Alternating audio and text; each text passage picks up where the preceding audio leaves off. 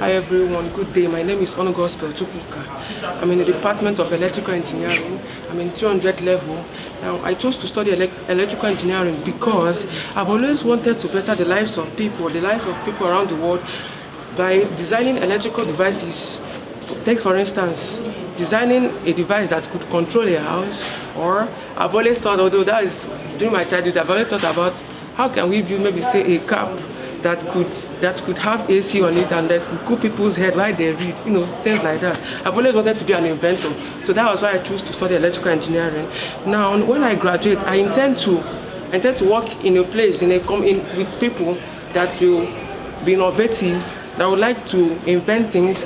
Take for instance, people that could say recycle every used things or make them more useful. Recycle both biological, say you have a situation where people gather around and then they say all used leathers, we can call them out and then make some other better pieces, or artificial intelligence that could help and then just make the world a better place. Thank you so much.